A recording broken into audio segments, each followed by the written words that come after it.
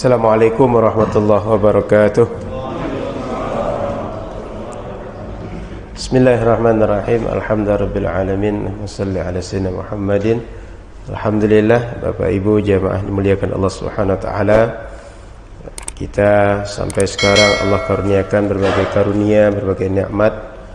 Yang nikmat ini tak akan bisa kita buat, tak akan bisa kita datangkan kecuali Allah yang mengkaruniakan pada kita bersama. Maka nikmat yang tak bisa kita datangkan kecuali hanya dari Allah, mesti kita bersyukur pada Allah Subhanahu wa taala. Mesti kita berterima kasih bahasa manusianya, sehingga nikmat yang Allah berikan kita gunakan untuk taat, untuk kebaikan, untuk berbuat hal-hal yang Allah suka, yang Allah Subhanahu wa taala ridha kepada kita. Semoga di akhirat nanti kita berjumpa lagi dengan Allah, berjumpa dengan orang-orang yang Allah cintai dan orang-orang yang Allah berikan nikmat. Amin ya rabbal alamin. Salat teriring salam pada Rasulullah sallallahu alaihi wasallam. Semoga kita termasuk ahlus syafa'ah, orang yang mendapat syafaat atau pertolongan Nabi Muhammad sallallahu alaihi wasallam. Amin ya rabbal alamin. Baik, malam ini alhamdulillah sudah ada kitab yang pakai terjemahan. Saya ingin pastikan redaksi Arabnya ada di situ, Pak ya? Arabnya ada, terjemahan juga ada. Baik, sehingga kalau saya baca Arabnya insyaallah masih bisa ngikuti di situ ya. Baik. Dalam pekan yang lalu kita sudah membahas air. Air kenapa perlu dibahas? Karena air alat untuk bertaharah, alat untuk kita bersuci. Maukah namanya mandi, maukah berwudu, kita bersuci dengan air. Maka perlu dibahas. Kalau tak kita bahas, maka kita tidak tahu hakam hukum terkait alat yang kita gunakan untuk bersuci ini. Kemudian di awal kitab dijelaskan apa saja jenis air atau kategori air yang boleh kita gunakan untuk bersuci. Disebutkan ada 7. Ada air sungai, air danau, air mata air, air hujan, dan seterusnya. Yang kalau kita simpulkan itu 2 sebenarnya. Semua yang turun dari langit dan yang keluar dari bumi. Artinya setiap air yang keluar dari bumi, apakah nanti air mata air, air sumur atau apapun, boleh untuk bertaharah. Yang turun dari langit bentuknya hujan atau sudah proses dari hujan itu boleh kita gunakan untuk bertaharah. Kemudian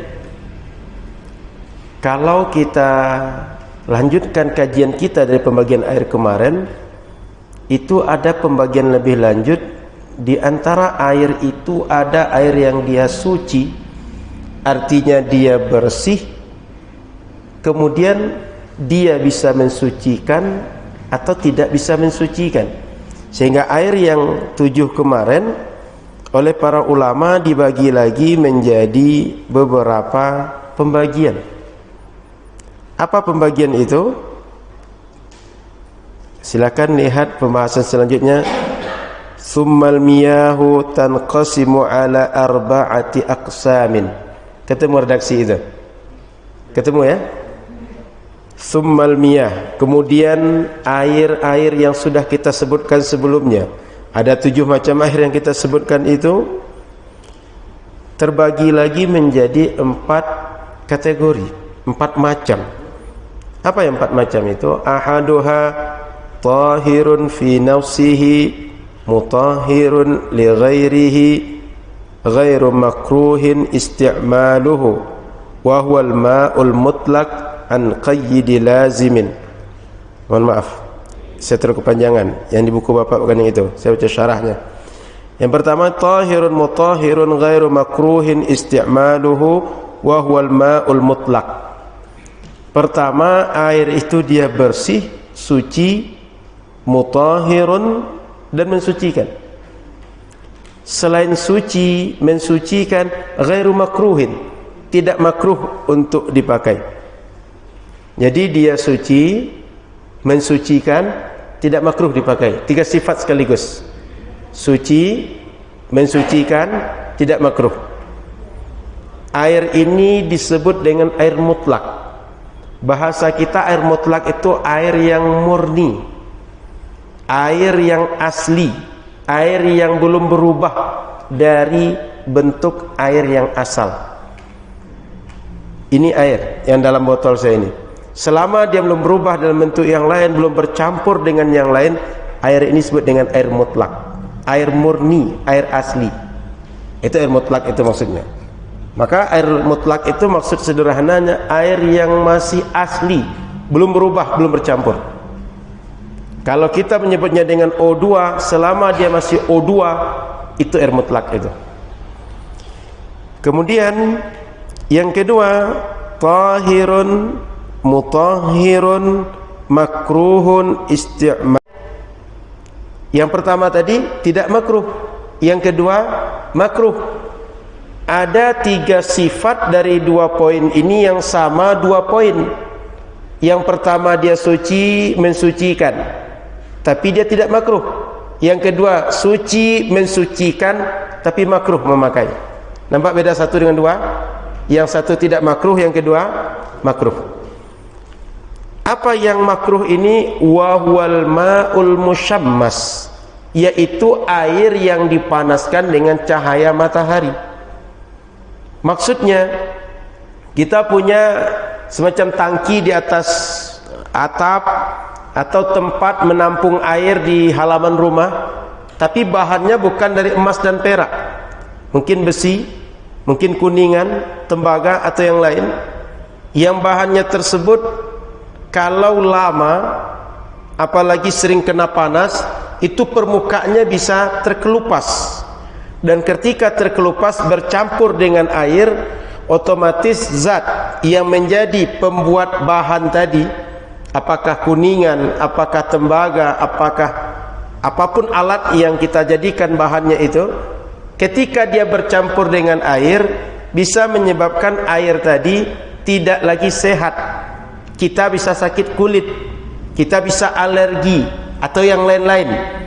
Maka makruhnya sebab mudarat bagi kita, bukan karena airnya, tapi karena benda yang menjadi tempat penampungan tadi bisa menyebabkan mudarat bagi kita.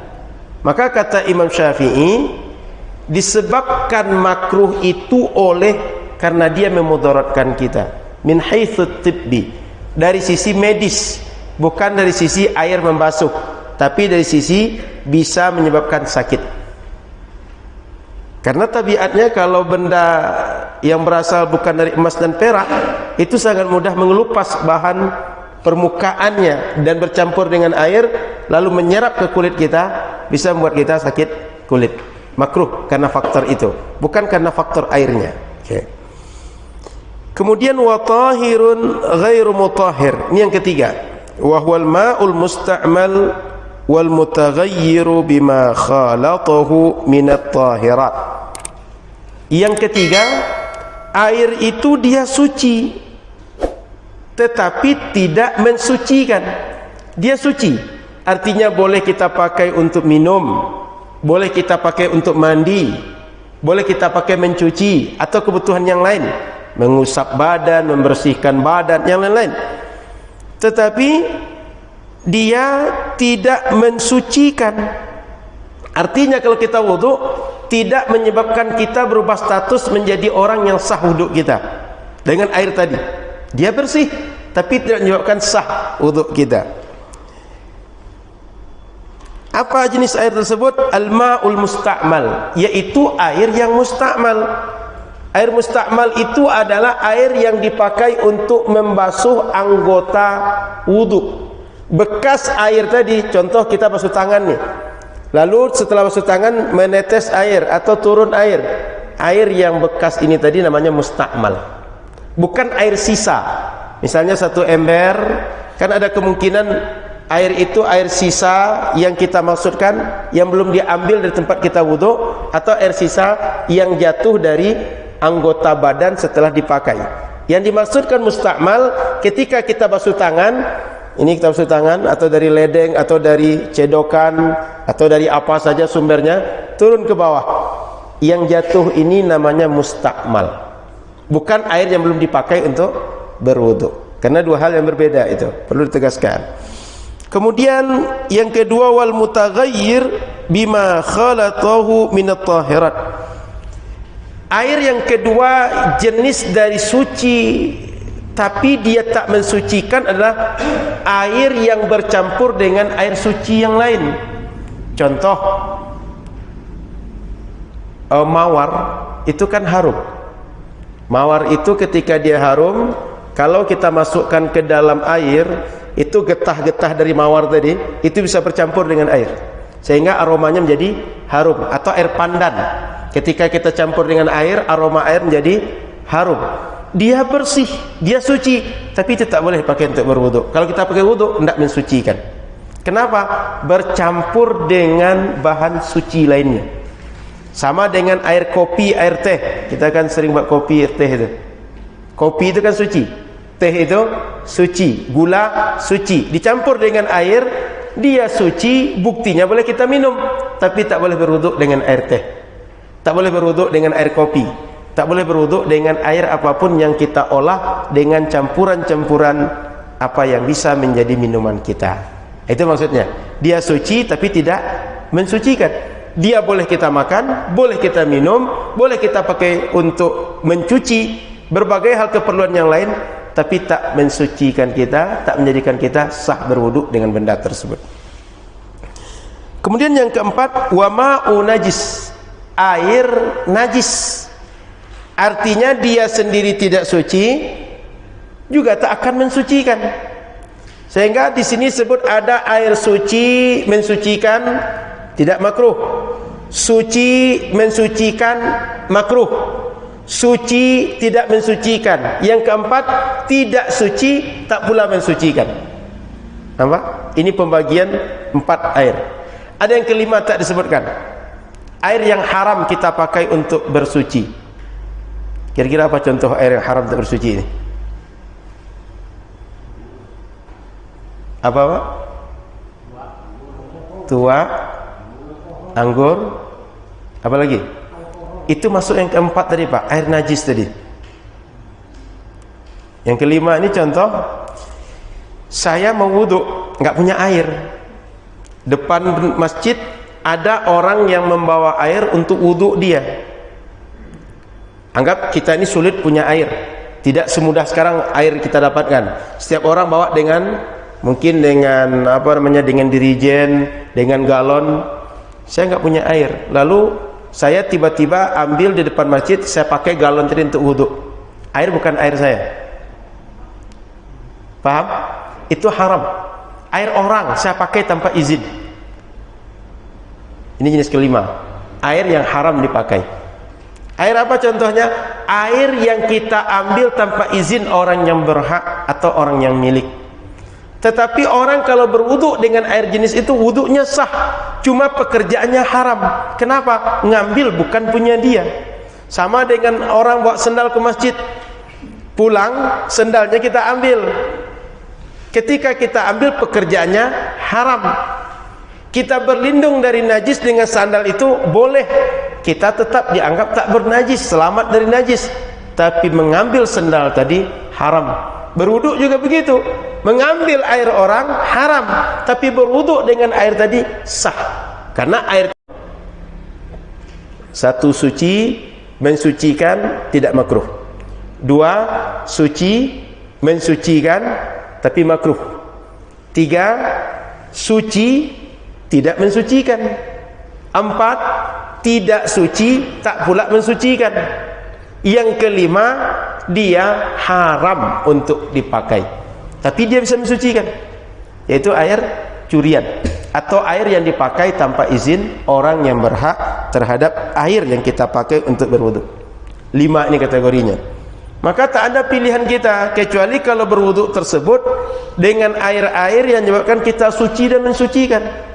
Jangan dengan jenis air yang lain. Karena kalau kita pakai air yang lain, percuma kita berwudu. Karena kalau kita berwudu tidak menjadikan kita suci dan sah untuk untuk ibadah. Jadi pilihan kita ada 3 yang bisa untuk kita pakai. Mohon maaf, 2 yang paling penting itu. Yang pertama dan yang kedua. Yang ketiga dan keempat jangan. Nah, kita tambahkan sedikit. Ada pembagian air yang suci tapi tidak mensucikan.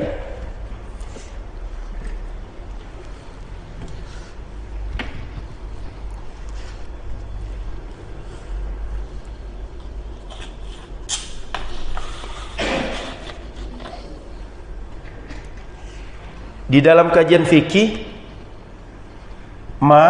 air ini ada disebut dengan qalil, ada disebut dengan kathir. Qalil bahasa kitanya sedikit, kathir banyak. Ada spidol yang agak ini lagi, tintanya agak jelas. Karena sayang kalau saya tulis tak terbaca juga. Sedikit dan banyak. Qalil ini, yang sedikit ini adalah air yang dia jumlahnya kurang dari, hitung kita sekarang 216 liter. Kalau dibuat dengan tempat segi, kan bisa kita buat bak kayak gini, ukurannya 60, kesananya 60. Isinya lebih kurang 216 liter. Kalau air jumlahnya segini, disebut air batas minimal banyak. Ini batas minimal ambang paling bawah. Ambang paling bawah air banyak.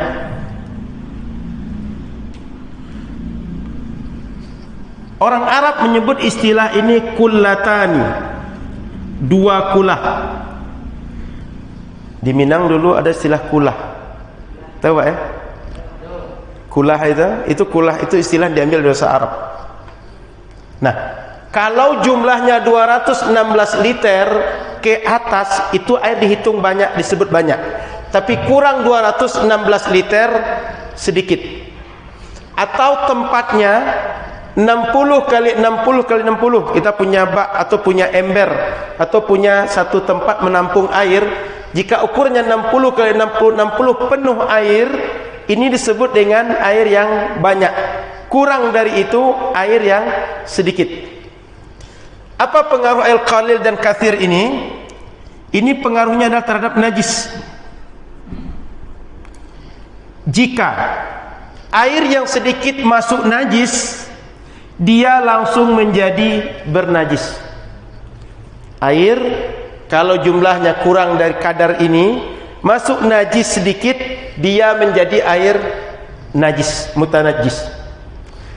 Tapi air yang banyak masuk najis, contoh ada orang yang anak kecil kencing atau orang dewasa kencing masuk percikan, tapi airnya banyak. Contoh mungkin kita kadang-kadang membuat ini, sebelum masuk masjid ada tempat yang agak luas, air dialirkan di situ. Kan sebagian masjid itu kita nginjak tempat yang basah dulu sebelum masuk itu. Airnya banyak. Meskipun kaki orang membawa najis, itu tak langsung otomatis menjadikan air tadi bernajis. Dia akan bernajis kalau berubah satu di antara 3 sifat. Apa 3 sifat tadi? Pertama, rasa. Kita rasakan sudah berubah rasanya. Yang kedua, warna. Yang ketiga, aroma, baunya. Kalau ubah satu di antara 3 ini, baru dia menjadi air yang dihukumi najis. Tapi kalau dia tak berubah satu di antara 3 ini, cuma sekedar bercampur saja, dia tetap air yang bersih. Paham ya? Tapi yang ini masuk najis sedikit, dia langsung semuanya menjadi bernajis. Ini apa pengaruhnya saya sampaikan ini? Mana tahu nanti Bapak Ibu di rumah punya mungkin minyak banyak atau air banyak, tiba-tiba ada tikus mati masuk ke dalam tempat tadi. Tinggal dilihat saja, banyak atau sedikit tadi. Takarannya banyak atau sedikit. Di situ pengaruhnya. Kalau bendanya padat atau bendanya Kayak jenis apa itu, yang lengket-lengket itu apa istilahnya? Kayak ragar-ragar itu. Itu kan kalau mati pun tikus itu kan mudah diambil, tidak bercampur dengan yang lain. Itu gampang urusannya. Ini kalau dia bercampur, sehingga pengaruhnya nanti terhadap keseluruhan mau kita buang atau tidak. Paham maksud saya? Kan kadang ada yang kayak minyak samin kalau kami menyebutnya, minyak yang beku dia. Yang dia kalau kita panaskan kayak mentega itu. Margarin. Itu kalau masuk najis itu kan mudah diambil, buang yang bagian terkena, yang lain kan nggak rusak dia. Tapi masalahnya kalau dia cair, dia akan melebur. Maka ini perlu menjadi kita tahu air yang sedikit, air yang banyak. Statusnya menjadi najis atau tidak najis. Paham dari sini? Satu. Yang kedua, air yang sedikit ini bisa menjadi mustakmal. Arti mustakmal adalah ketika kita membasuh tangan. Ini contoh di depan kita ada ember tempat kita mencuci sumber kita untuk pakai wudhu. Lalu ketika basuh tangan, masuk air bekas basuh tangan tadi ke dalam air yang di ember tadi. Jika dia sedikit, semuanya bisa menjadi mustakmal. Paham ya? Jadi satu menjadi najis, yang kedua menjadi mustakmal. Yang keduanya bila kita pakai tak menjadikan mensucikan kita dalam berwudhu. Paham? Maka ini penting. Air yang sedikit ini kita mesti hati-hati memakainya. Jangan sampai bekas wudhu kita kembali ke situ. Yang kedua, jangan sampai najis kena kepada air yang sedikit ini. Paham ya? Oke. Ini juga perlu kita perhatikan dalam mandi wajib. Mandi wajib itu air yang kita pakai tidak boleh mustakmal. Maka ketika kita mandi wajib, jika kita punya tempat mengambil air, apakah dari bak, dari ember atau tempat yang lain, usahakan kalau airnya sedikit jangan sampai najis. Karena pengaruhnya menjadi air mustakmal atau menjadi air yang bernajis, sehingga kita tak lagi mensucikan dengan air tersebut dalam bertoharah. Paham? Paham Bapak Ibu? Ini perlu dijelaskan lebih lanjut karena ini berpengaruh terhadap ketika kita menggunakan air dari tempat yang tempatnya kecil. Kemudian timbul pertanyaan, Ustaz, kita punya ember kecil, supaya kita bisa berwudu dan tidak susah ngambil air, bagaimana caranya? Ada dua cara. Misal kita punya ember, kayak ember kan kadang yang tinggi segini tuh, kan nggak banyak airnya. Bisa kita ambil, keluarkan air, lalu kita tampung dengan tangan kita, lalu kita basuhkan ke anggota wudhu kita. Bisa juga kita masukkan ke dalam ember tadi, tapi dari awal tangan sudah kita basuh, kita bersihkan, niatkan tangan ini sebagai gayung, sehingga setiap kali dia masuk, dia tidak menjadikan air ini mustakmal. Diniatkan sebagai gayung atau cedokan, sehingga alat dia sebagai alat fungsinya, alat mengambil air untuk membasuh anggota yang akan kita basuh dalam berwudu. Paham? Jadi kita niatkan untuk menjadi gayung. Atau yang kedua, misal begini, ini memang kita tuangkan, setelah tuangkan baru ke tangan, tuangkan baru tangan. Seandainya tidak bisa seperti itu atau repot, masukkan ke dalam tapi niatnya untuk gayung. Paham? Oke. Kemudian perlu kita pahami dalam berwudu itu, air kalau seandainya setengah ini orang dah bisa berwudu. Kenapa?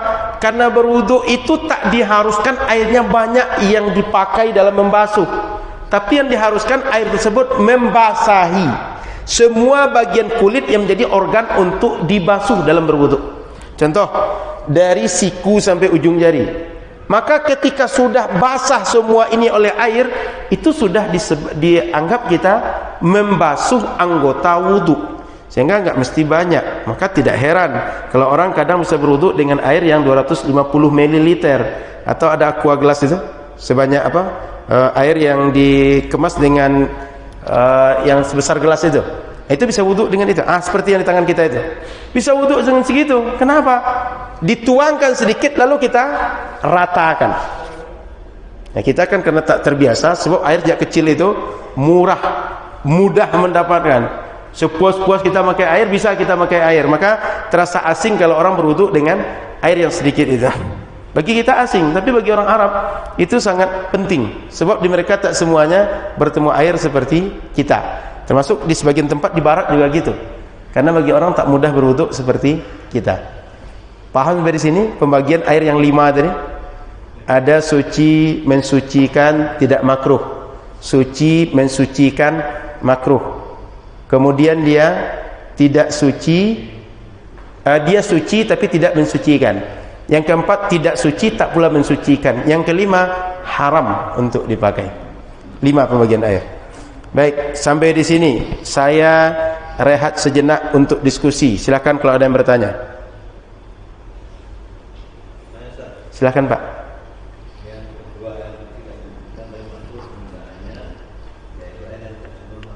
Ya.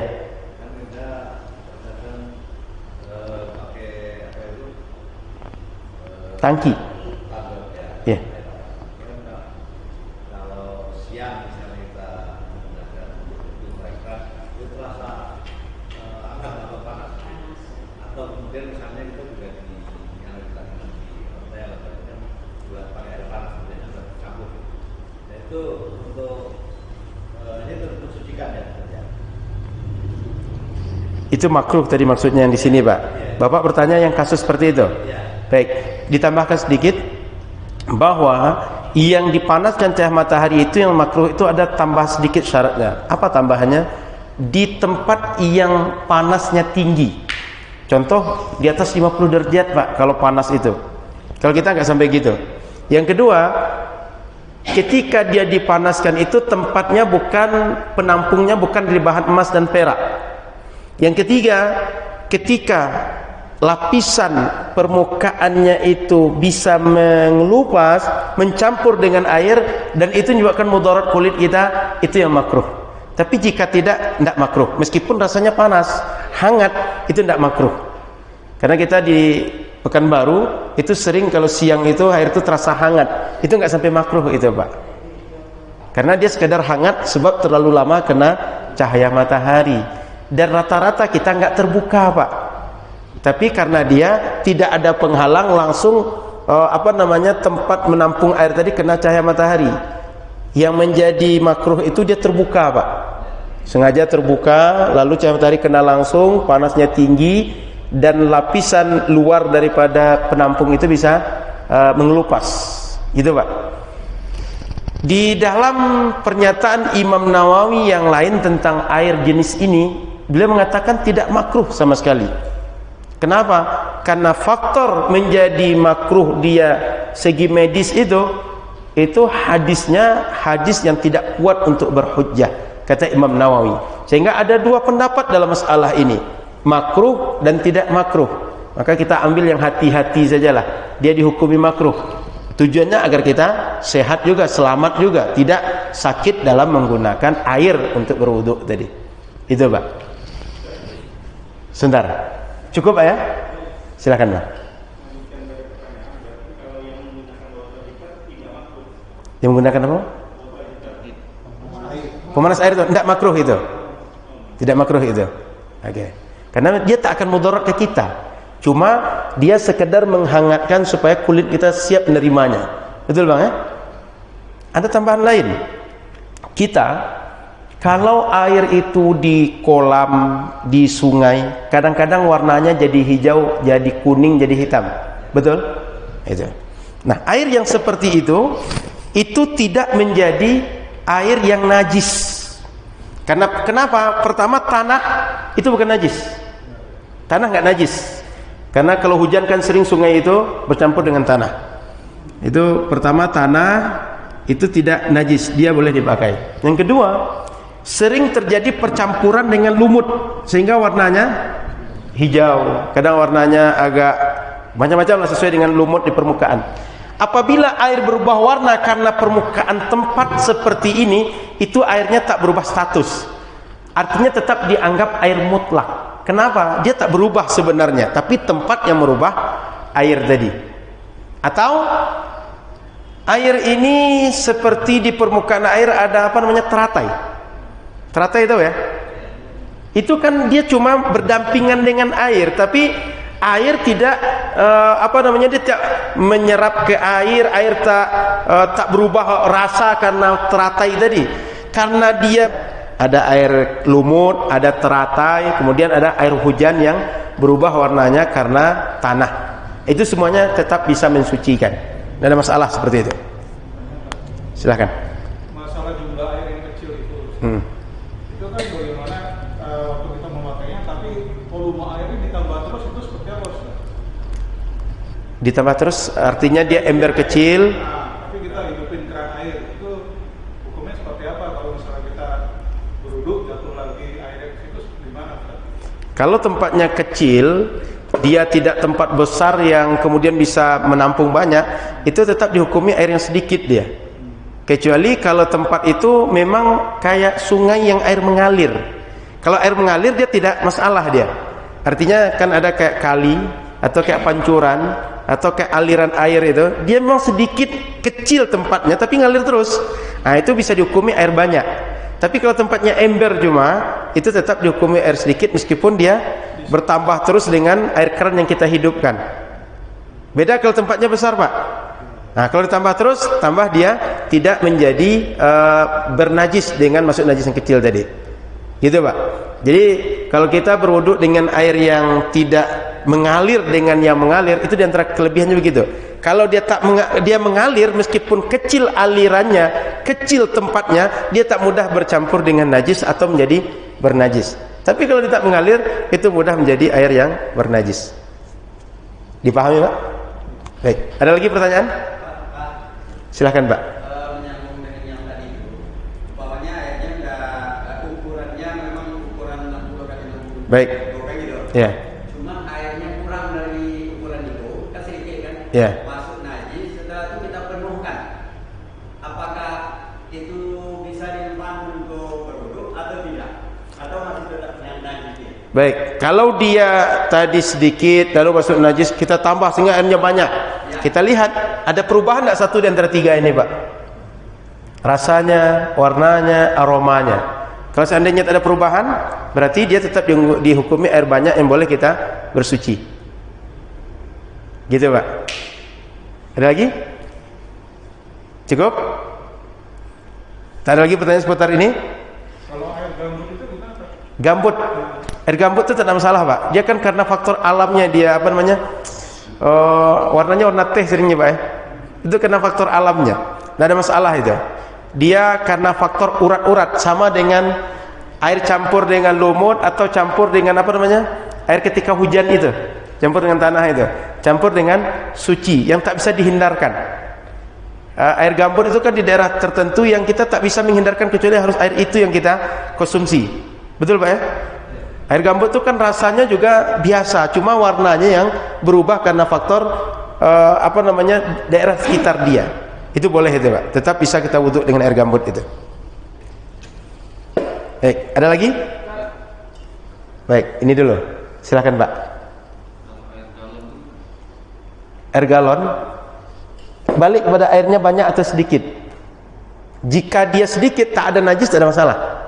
Kalau dia airnya sedikit masuk najis, nanti dia akan langsung menjadi najis. Artinya meskipun air dari tempat ini, dari galon atau dari tempayan, itu tak ada masalah. Yang penting nanti hukumnya banyak dan sedikit itu pengaruhnya. Menjadi mustakmal kah atau menjadi bernajis kah? Sudah, Pak? Silahkan, Pak. Gambut ya.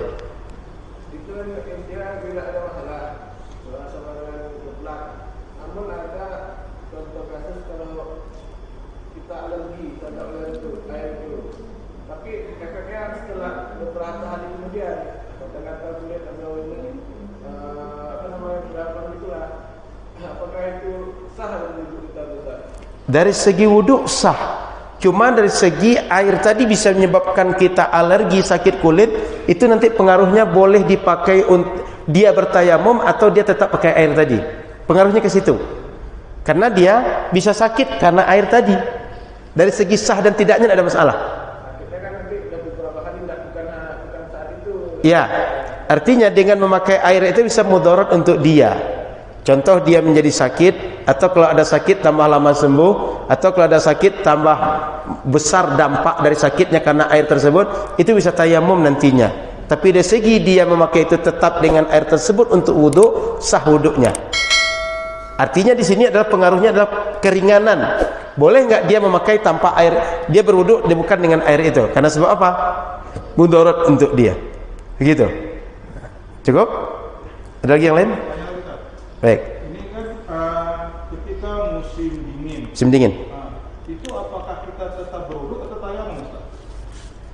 Wudu itu Pak, tayamum itu ada dua kemungkinan kita bertayamum. Pertama, tidak bisa menggunakan air karena memang seperti contoh tadi, kulit kita bermasalah atau secara medis tak boleh kita menggunakan air. Yang kedua, kita tidak bisa menggunakan air karena memang air tak ada. Contoh, kekeringan. Sudah kita cari nggak ada. Mau kita beli mahal betul. Atau ada air tapi air itu kalau kita gunakan wudu nggak bisa minum. Artinya gunanya untuk yang urgen, dan kalau digunakan untuk wudu yang urgen tadi bisa tak ada lagi. Maka ketika kita kondisi dingin, kita lihat dingin tadi menyebabkan kita tak bisa memakai air atau tidak. Di kita jarang yang terjadi musim dingin itu. Kami di Mesir itu Pak, kalau musim dingin bisa sampai 5 derajat. Maka kalau dingin itu memang kita agak payah menggunakan air. Dan dampaknya kulit kita kering sekali kalau pakai air dingin itu. Sehingga musim dingin itu sering kulit kita itu seperti telapak kaki kerasnya, pecah-pecah. Dingin tadi tergantung itu, kita bisa menggunakan air atau tidak. Kalau masih bisa menggunakan air dengan normal, kita tidak lari ke tayamum. Tapi jika kita tidak bisa menggunakan air, bisa berdampak mudarat bagi kita dengan menggunakan air pada kondisi dingin tersebut, kita nanti oleh tayamum. Keringanan di situ. Nah, itu Pak. Nanti bab tayamum insyaallah kita bahas lebih lanjut itu. Karena sebab tidak mampu kita menggunakan air tadi dan bisa mudarat, boleh nanti ganti dengan tayamum ketika sangat dingin. Itu. Cukup Pak? Baik, silakan. Ya. Air yang sedikit yang kejatuhan yang tidak kita pakai dari mustakmal. Meskipun dia ditambahi air keran, tetap mustakmal. Ya. Kebanyakan kita kan memang dianjurkan untuk menghemat air. Iya. Iya. Karena makhluk air yang banyak itu makhluk juga berlebihan. Ketika kita mandi besar, pakai air yang tadi seperti itu, embernya kecil, airnya tadi mengalir terus, itu berarti mustakmal. Mandinya juga tidak sah. Bisa mustakmal dia kalau masuk ke dalam air tadi. Meskipun dia mengalir terus. Meskipun ngalir terus. Karena dia airnya jumlahnya nggak banyak. Nah itu. Jadi dia diukur dengan tempat dan jumlah dalam satu masa nggak pernah sejumlah air tadi.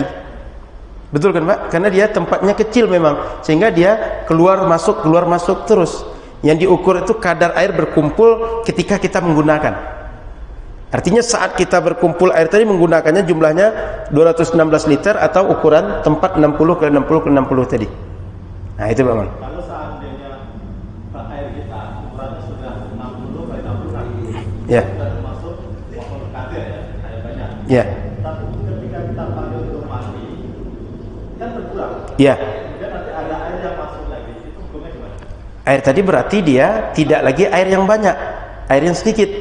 Berarti kalau kita bikin bak harus lebih ukuran itu. Harus lebih dari itu. Tetap surplus ya. Airnya tetap bisa dipakai terus. Seandainya ukurannya lebih besar dari 60 ke 60 ke 60 tadi. Tapi kalau sudah 60 ke 60, begitu dia ambil, dia berkurang. Masuk air yang mustakmal, dia jadi mustakmal. Masuk najis, jadi bernajis semuanya. Makanya bak kita itu usahakan agak besar sedikit. Atau kalau seandainya bisa ada pancuran itu lebih baik lagi. Makanya kalau di kamar mandi itu pakai shower, itu lebih mudah sebenarnya. Ada shower, ada keran, itu lebih mudah sebenarnya. Nah, itu. Cukup Amal? Baik. Ada lagi? Cukup? Nah, baik. Kalau cukup, saya lanjutkan. Jadi itu diantara beberapa pembagian air yang mesti kita pahami dalam berwudu. Maka perlu tambahan. Di kita kadang-kadang ada di pakaian itu bertanah ya, orang yang kerja terutama tanah itu enggak najis, sehingga kalau ada orang ke lapangan kayak orang chevron kadang ke lapangan ya Pak, itu kan kadang pakaian bertanah itu, tanah itu enggak najis, sehingga kalaupun dia pakai untuk sholat itu enggak ada masalah. Yang dilarang kita dalam sholat itu memakai pakaian adalah bila pakaian itu membawa najis. Tapi kalau sekedar kotor tidak ada masalah. Maka beda antara kotor dengan bernajis. Di kita kadang-kadang kalau sudah bertanah dianggap dia sudah bernajis. Tidak. Maka kita akan bahas dalam kajian kita selanjutnya tentang apa saja najis. Sebab tidak semua yang kotor adalah najis. Sebagian kotor itu adalah najis. Nah, kita tengok najis.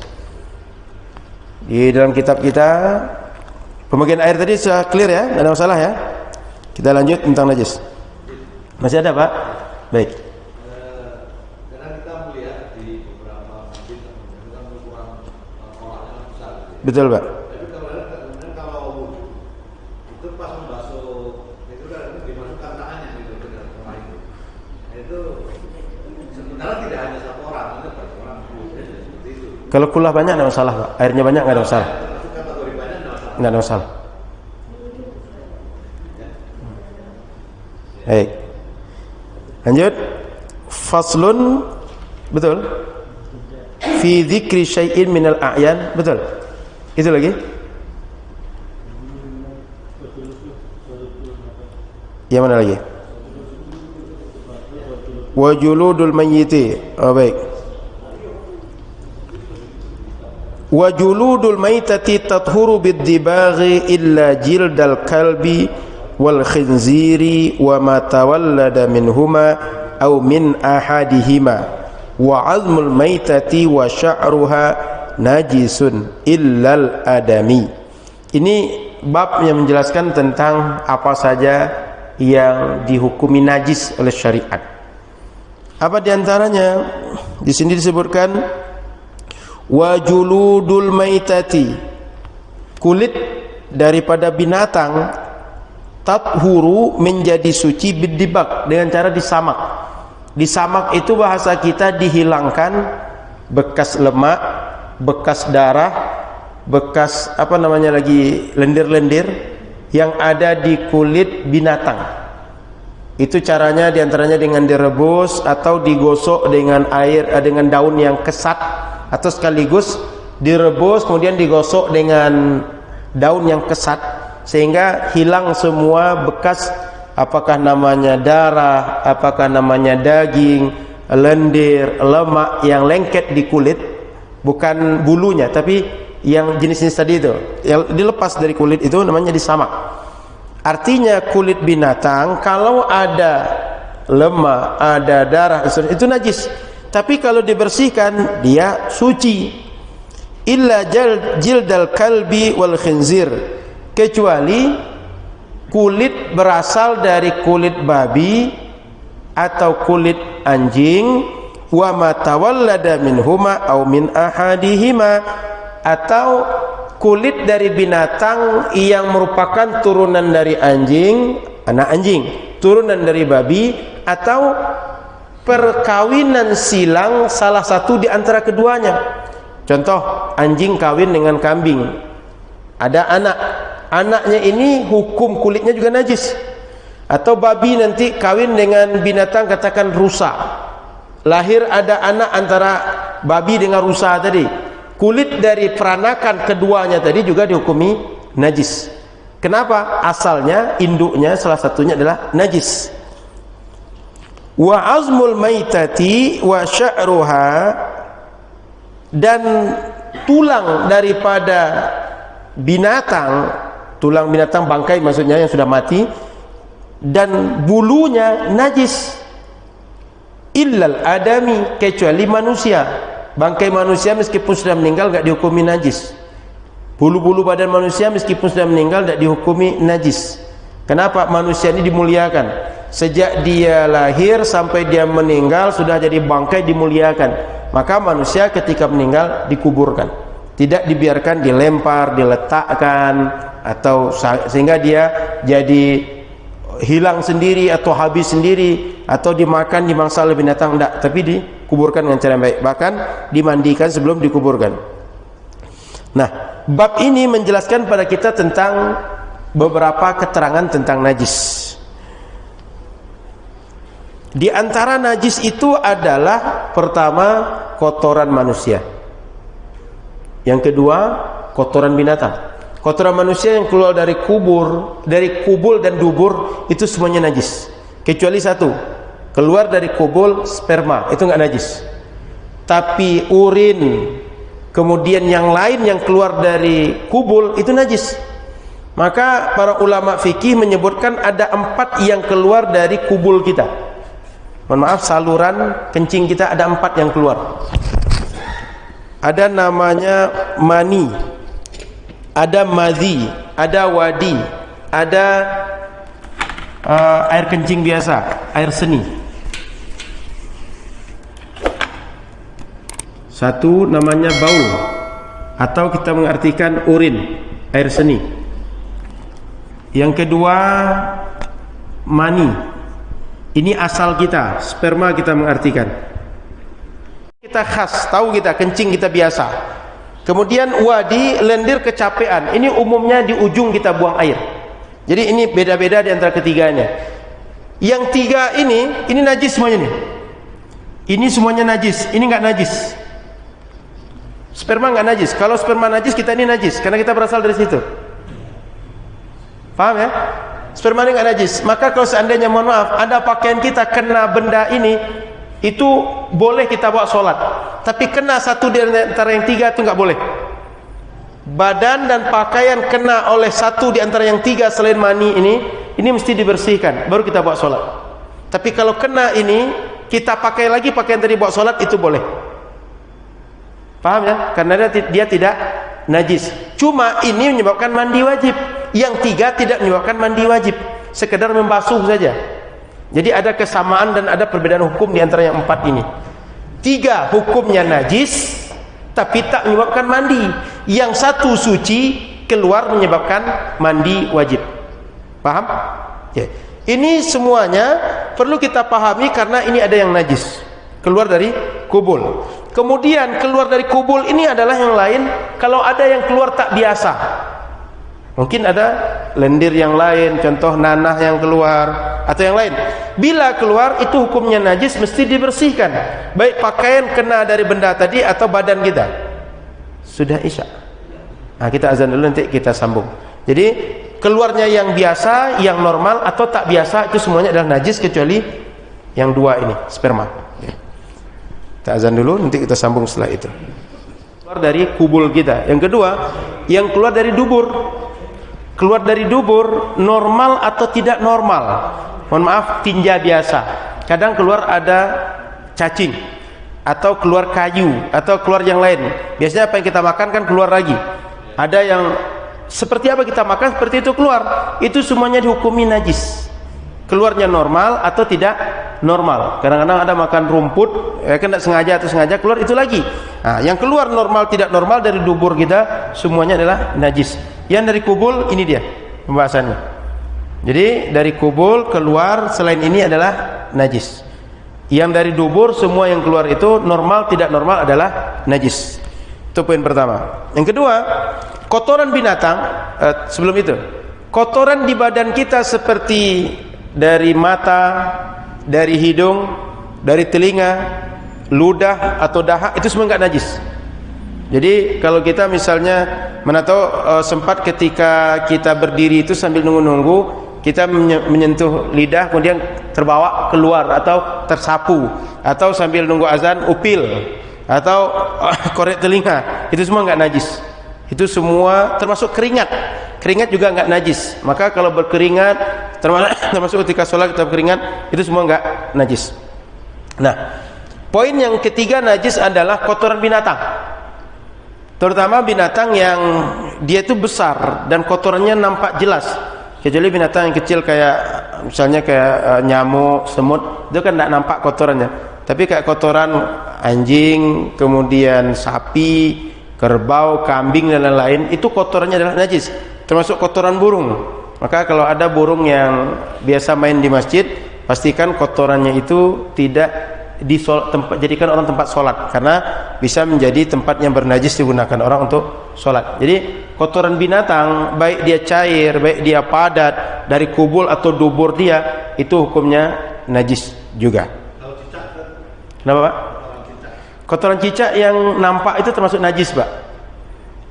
Kalau kayak apa namanya, semut, kayak lalat, rayap, itu kan jarang nampak oleh kita itu. Itu nggak najis, termasuk darahnya juga nggak najis. Nah, gitu. Tapi kalau cicak nampak bendanya. Burung itu sering nampak oleh kita. Apalagi dia yang sering ke masjid itu kebanyakan dia nampak kotorannya itu. Baik, ada lagi? Kopi, Nyamuk enggak? Nyamuk enggak? kopi luwak, kopi yang keluar dari Kopi luwak itu pembahasan di MUI sebenarnya sudah ada. Karena memang apa namanya, tupai ya, betul ya? Musang, maaf, musang. Musang itu kan sebenarnya dia tak makan kopi, cuman dia makan itu adalah bagian manis yang ada di kulit kopi itu. Artinya ada bagian manis. Kita kadang manusia suka juga itu, suka juga untuk kulum-kulumnya. Nah dia cuma mengambil itu, tapi karena dia lengket, mau tidak mau harus keduanya ditelan. Betul ya? Harus ditelan. Dia tak makan itu sebenarnya, dia mencarinya cuma yang daging itu saja yang dicarinya. Kemudian ketika keluar dari perut dia, itu kan kita bersihkan lagi. Kita bersihkan lagi dan itu enggak menjadi kotoran dia, tapi begitu masuk, apa yang masuk itulah keluar. Jadi kalaulah dia tak mengambil yang daging itu, dia tak akan mengambil yang itu. Maka oleh MUI dihukumi luwak itu juga termasuk yang diperbolehkan untuk kita konsumsi. Sebab dia tak berasal dari binatang sebenarnya. Itu berasal dari wujud asli. Sama kayak kita makan kelereng, itu begitu termakan keluar juga kelereng, enggak akan terolah oleh tubuh kita. Betul ya? Enggak terolah oleh tubuh kita. Termakan batu misalnya, itu keluar juga batu, enggak terolah oleh tubuh kita. Kira-kira begitu Pak. Nanti silakan tengok lagi di fatwa MUI, itu setahu saya sudah ada pembahasannya tentang itu. Karena kita tidak sedang memakan najis, tapi cuma keluarnya sebab dia tak terolah oleh perut dari musang. Begitu Pak. Tapi itu khusus untuk musang aja Pak ya? Kenapa Pak? Khusus untuk musang saja ya? Yang lain jangan juga Pak. Nah, kalau misalnya manusia memakan ular yang itu, Iya. ular itu juga, boleh nggak itu?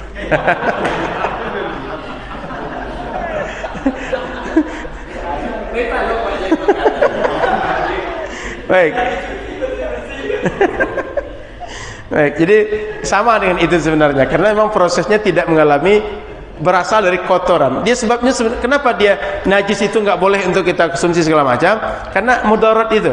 Termasuk kenapa binatang manusia kita sembelih, karena darah kalau tertahan dalam tubuhnya itu bisa menjadikan darah itu menjadi sumber bakteri dalam tubuh kita. Daging tidak sehat, sehingga kita mudarat memakan daging yang tak disembelih, darahnya nggak keluar. Sebenarnya itu Pak. Maka syariat ingin menjaga kita, sehingga yang kotor-kotor dijadikan najis, tak boleh dikonsumsi oleh manusia. Itu sebenarnya Pak, menjaga kita.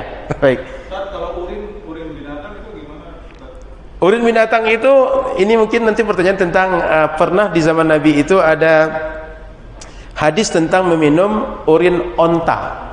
Nah, pertama, ini adalah kejadian yang terbatas khusus.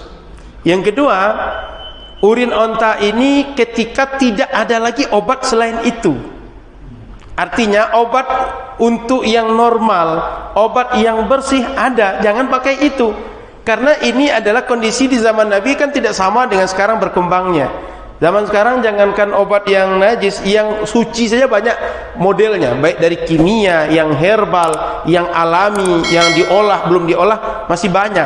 Maka sebaiknya jangan menggunakan pengobatan dengan sistem urin binatang, kecuali nggak ada obat lagi. Artinya sudah menjadi emergensi dan tak ada solusi kecuali urin binatang. Begitu Pak. Baik, saya kira sudah azan isya, sudah waktu iqamah juga. Insyaallah kita sambung di pekan akan datang. Masih baru 3 poin. Kotoran manusia dari kubul, kotoran manusia dari dubur, kemudian kotoran binatang hukumnya najis. Masih banyak jenis najis yang lain. Insyaallah akan kita lanjut dalam pertemuan Rabu akan datang, insyaallah di waktu yang sama. Terima kasih, mohon maaf salah dan kurang. Subhanakallahumma bihamdika, asyhadu an la ilaha illa anta, astaghfiruka wa atubu ilaika. Assalamualaikum warahmatullahi wabarakatuh.